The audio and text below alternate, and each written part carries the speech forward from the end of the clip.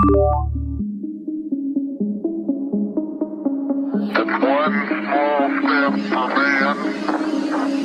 What you know about rolling down in the deep? When your brain goes numb, you can call a metal freeze. When these people talk too much, put that shit in slow motion. Yeah, I feel like an astronaut in the ocean. Yeah, what you know about rolling down in the deep? When your brain goes numb, you can call a metal freeze. When these people talk too much, put that shit in slow motion. Yeah, I feel like an astronaut in the ocean. She says that I'm cool.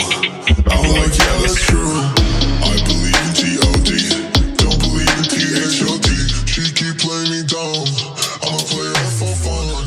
Don't really know my mental. Let me give you the picture like stencil. Hi, this is John Cullen. Welcome to another episode of Webb of Deception.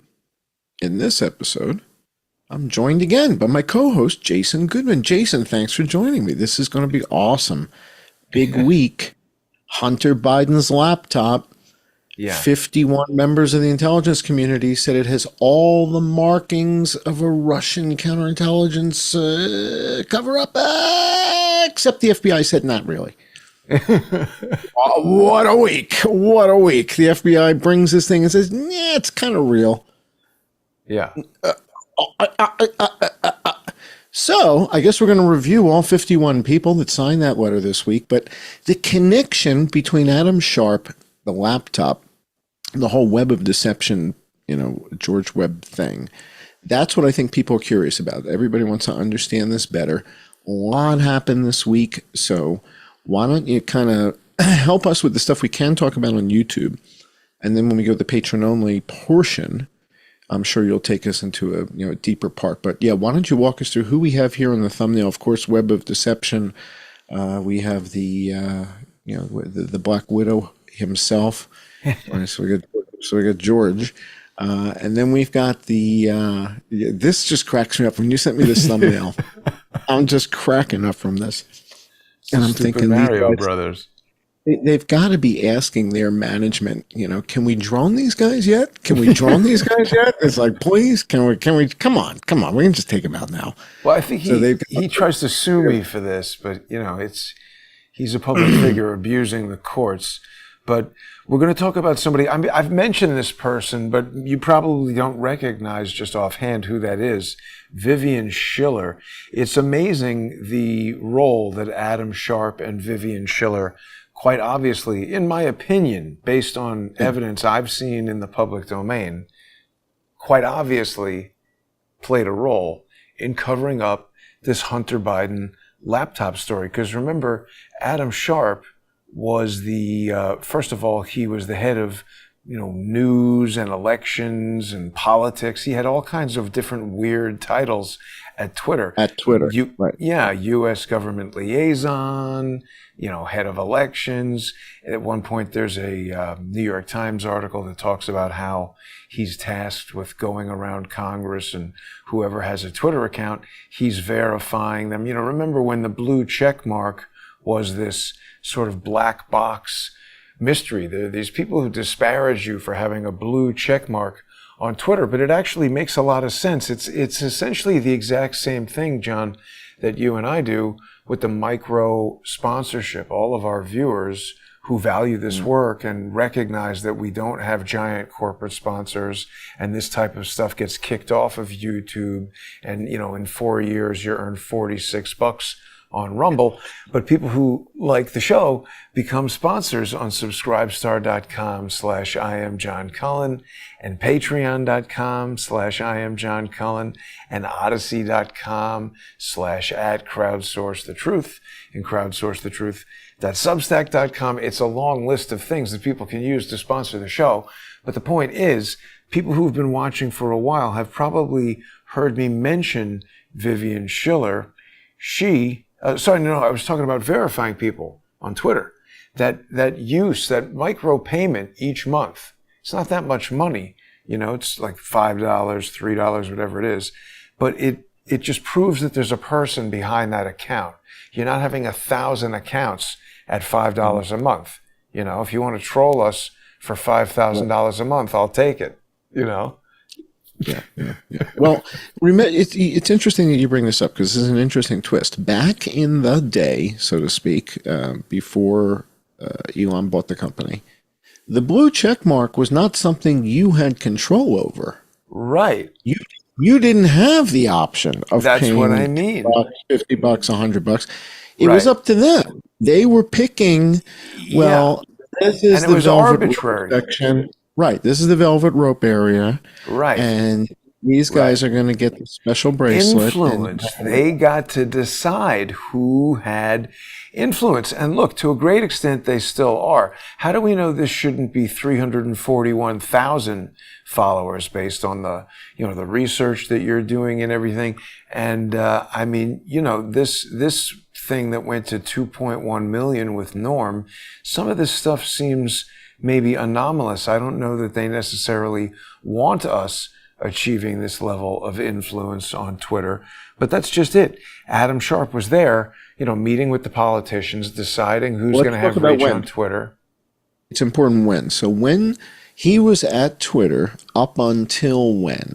Because that's going to be important here. So when did he leave Twitter? 2016, December 28th, remember? So right after the election. Yeah, after the because election. well, exactly. That whole meeting happens with Democracy Alliance, and he sends that PR newswire. See, we have Adam Sharp leaves Twitter. PR Week, I think it is. And yeah, so remember, PR, this is a press release that he sends. He's paying somebody to put this out. So he's the head of news, government, and elections. He departs. He sends this on December 28th, but as early as December 9th, these tweets are revealing he's, letting everybody know he's leaving the tweet hole.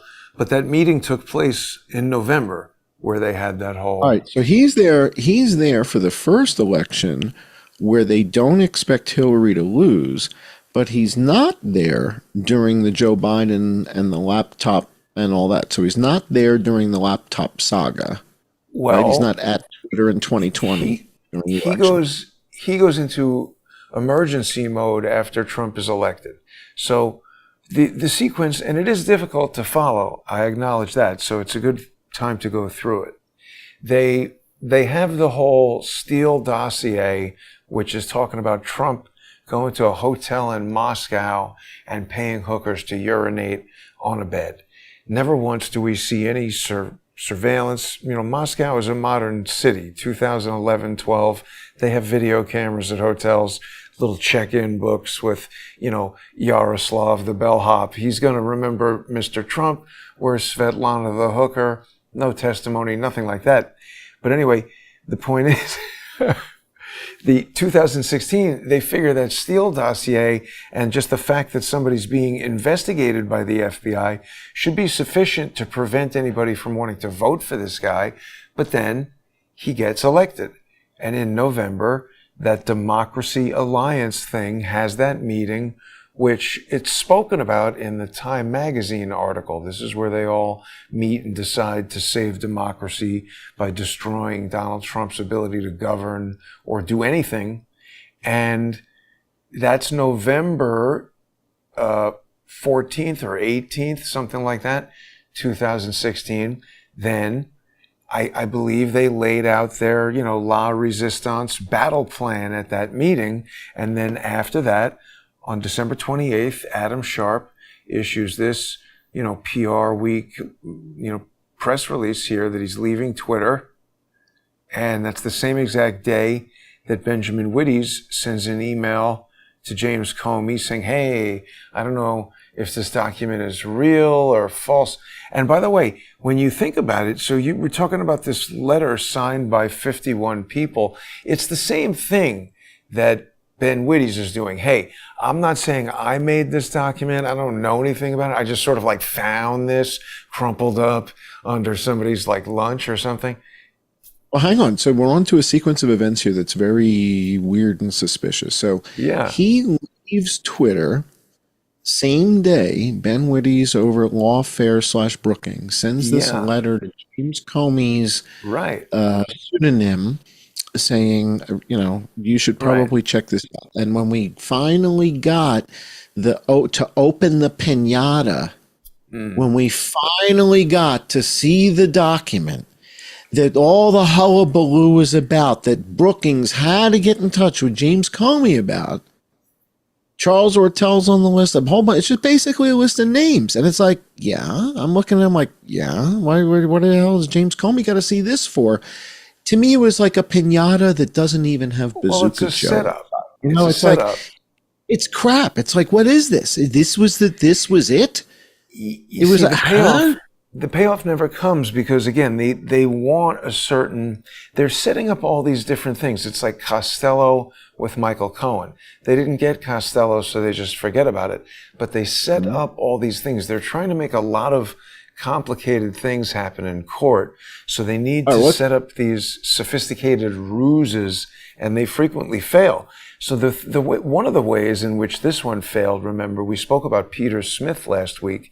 They wanted Peter Smith to entice Charles with these 33,000 stolen emails, which I don't believe they actually had 33,000 stolen emails. They were trying to get fake stolen emails that they would later prove to be fake. And then any discussion about these emails, they'd say, oh, you mean those fake emails. But Charles is not a dummy, and he did not want these emails, so he just never engaged on that. So, they try all kinds of different things, and they don't often work. But at this stage of the game, it was like all hands on deck. So Adam Sharp was leaving Twitter to, I don't know what their plan was, but he eventually, this is 2016, he eventually goes to the National Academy of Television Arts and Sciences, and he becomes the CEO of that. What, 2 years when later. does he?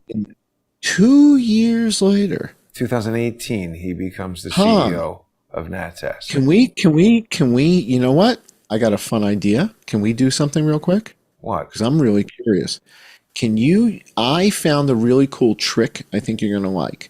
I use Perplexity to check LinkedIn.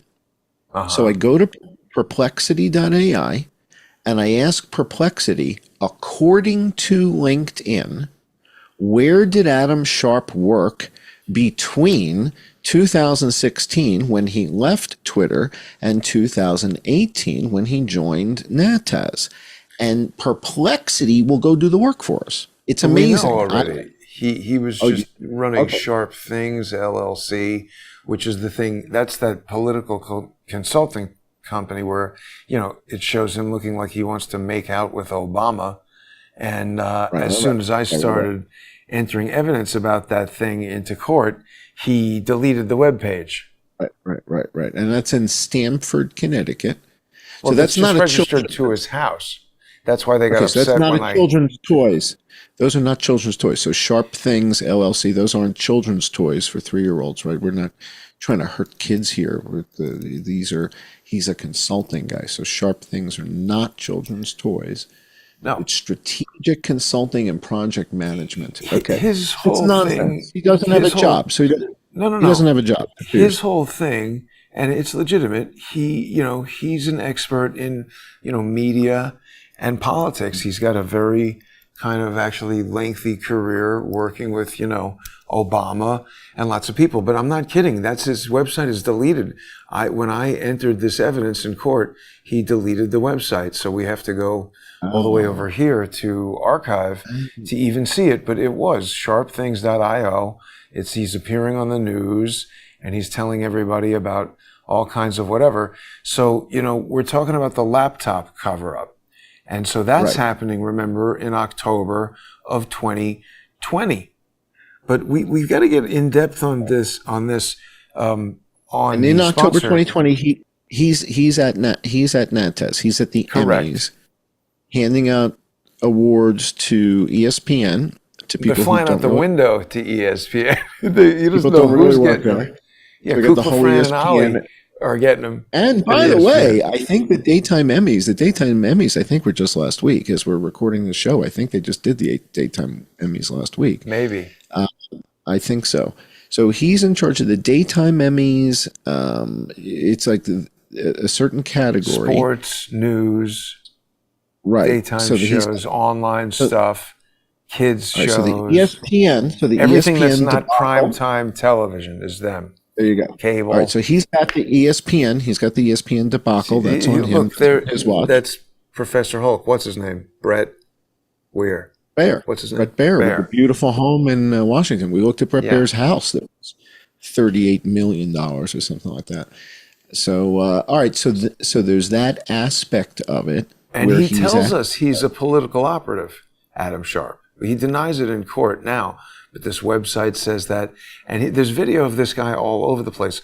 What's amazing is he's the president of television. Here, he's probably friends with Rabbi Shmuley, I bet. But he's the president of television, yet even when he goes on, CNBC, which has millions of subscribers, like 800 people watch this idiot talk. Right.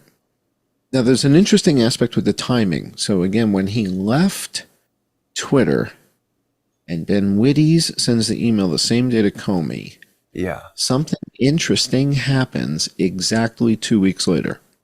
What was that? Exactly 2 weeks later. So the date, in fact, I want to check my calendar to tell you if I'm. So what was the date you said he left December 26th? 28th. The day after Christmas? So well, that's the other thing that's weird about the PR release, because he's got tweets in there from December 9th. So he's such a media expert. If he knows on December 9th that he's going to leave, it seems to me you'd either want that press release to go out the first week, certainly not after the second week of December. Everybody's off in Christmas and New Year's land. I was just going to say, put that out the first week of January, or like, what are you doing with a press release on December 28th? It makes no sense, and it makes me think it's a steganographic message, like, boom, go, something like that. All right, so again, the date was the 28th of December in 2016. Yeah. And to kind of let me frame this up for people. In that year, in 2016, Sunday was the 25th. So Christmas was Sunday. The 28th was a Wednesday. So it's in the middle of the week. Yeah, everybody's getting ready for the New Year's Eve party. Right. Nobody's at work. Nobody's paying attention. Nobody's doing anything.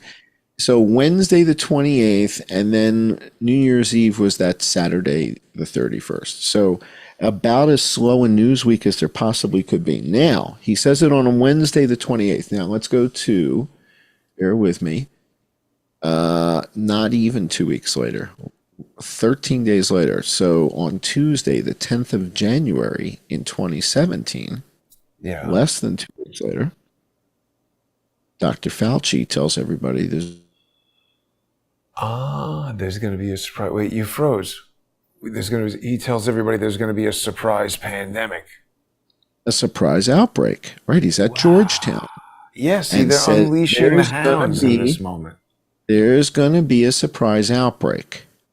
And by putting Adam Sharp into the NATAZ, we've talked about this aspect before. If Adam Sharp is at NATAZ he at the right TV time, news, and give awards to Stephen Colbert for dancing and vaccines. So the dancing vaccine skit gets an Emmy Award for best public access, public service announcement, comedy routine after 10 o'clock at night. Mm-hmm. Because Adam Sharp said so. Did it get that? Probably, the fact that Schitt's Creek wins anything is just an indication. They're controlling all of that. Right, that's just it. Yeah. When he's working at Twitter, he's controlling who gets the blue check marks. I like the fact that somebody's using a blue check mark. It's at least somebody who's got a credit card. And they didn't need him there. They didn't need him. In other words, the NATAZ thing kind of steers people's eyes. If you tell people, well, Schitt's Creek won 14 things, people who've never watched it will watch it. Oh, really? Martha, we should check out this Schitt's Creek. I heard it got 14 awards. Just like when he was giving somebody a blue check when he was working at Twitter. This is like an approved of thing that you should look at. Don't pay attention to this over here. That guy, pay attention to this guy. Right. Exactly. Don't pay attention. So they're all into steering influence.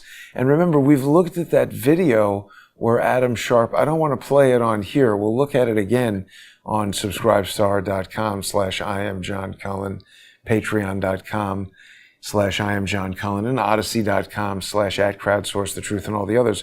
We'll look at that video again where Adam Sharp appeared on CNBC to tell them all about, and this was years into when he was working at Natas, and he goes onto CNBC to talk to them about Twitter. Do you remember that? Did we look at that And with you?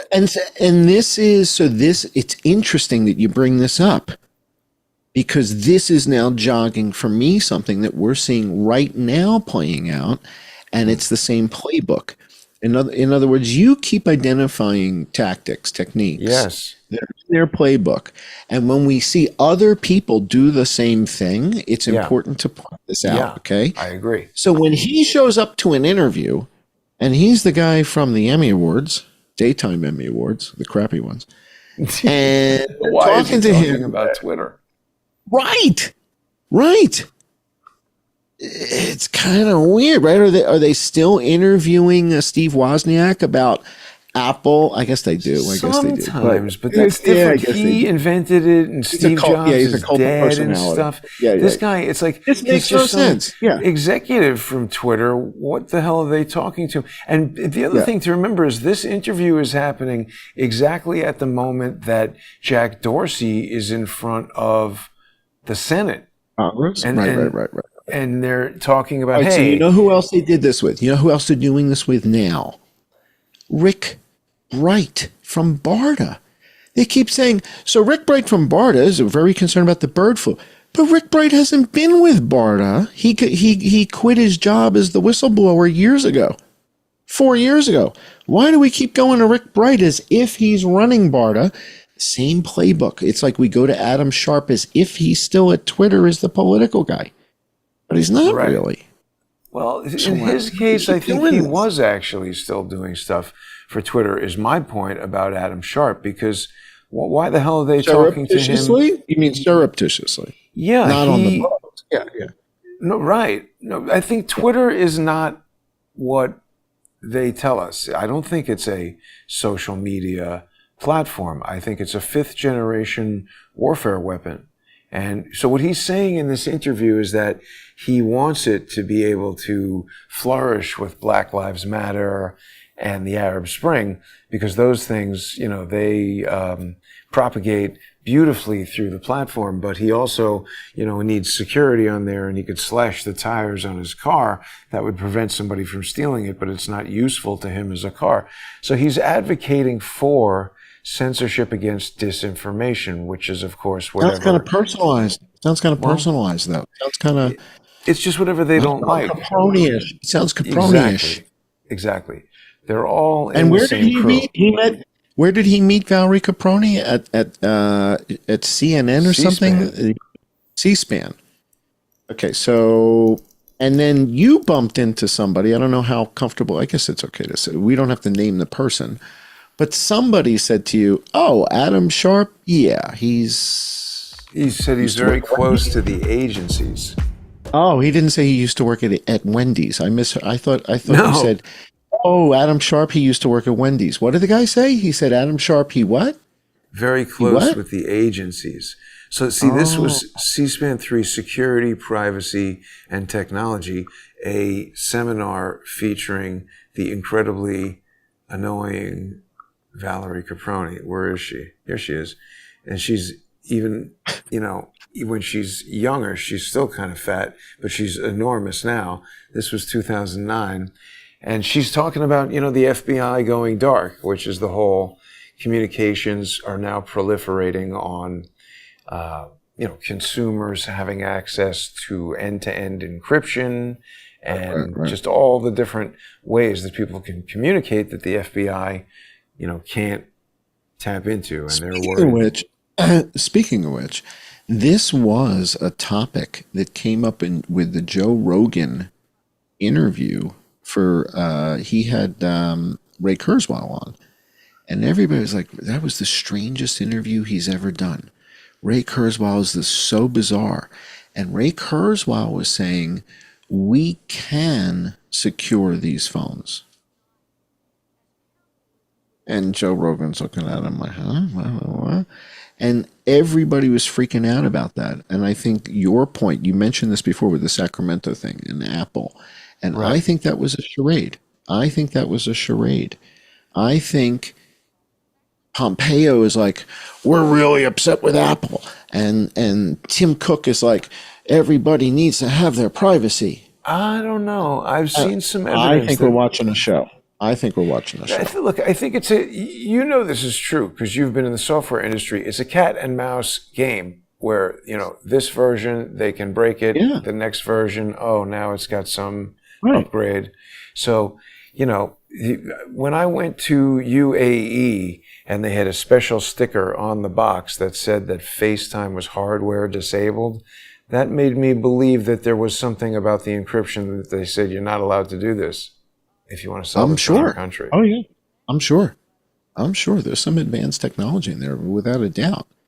I mean, you know about the facial tracking stuff in the Sony cameras. I mean, Well, I they guess don't the care about cat.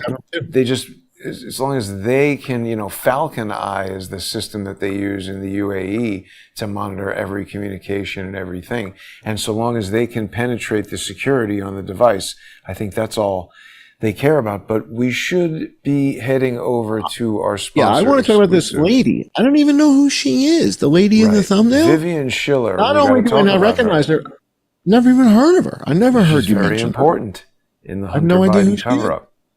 Yeah, I have no idea who she is. So I'm fascinated by the fact that we had 51 members of the intelligence community, names we've talked about on the show, and Clapper and Brennan, and they all signed this thing.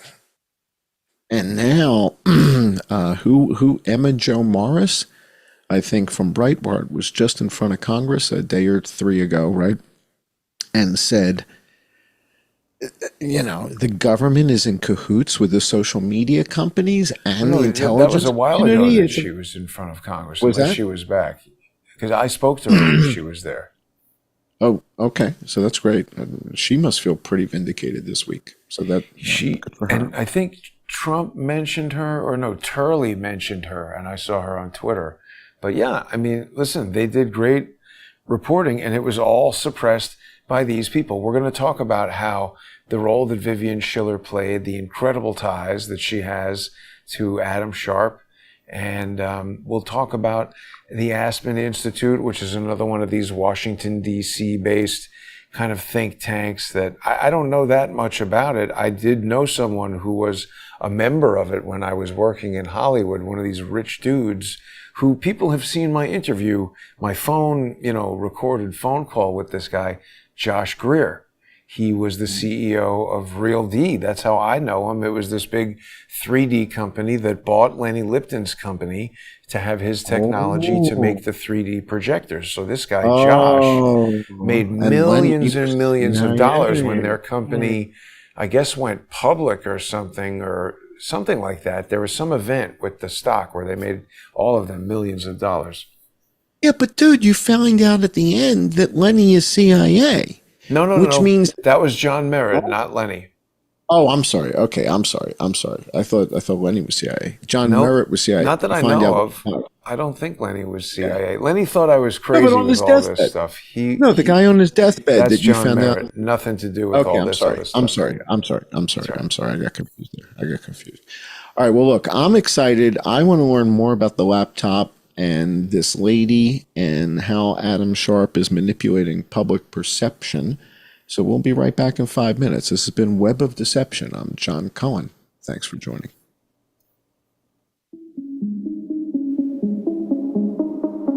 It's one small step for man, What you know about rolling down in the deep? When your brain goes numb, you can call a man a freeze. When these people talk too much, put that shit in slow motion. Yeah, I feel like an astronaut in the ocean. Yeah. What you know about rolling down in the deep? When your brain goes numb, you can call a man a freeze. When these people talk too much, put that shit in slow motion. Yeah, I feel like an astronaut in the ocean. She says that I'm cool. I'm like, yeah, that's true. I believe in G.O.D. Don't believe in T.H.O.T. She keep playing me dumb.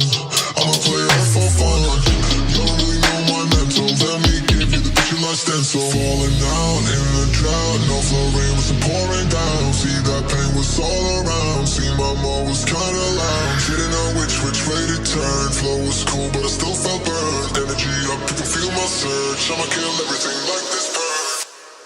It's one small step for man, What you know about rolling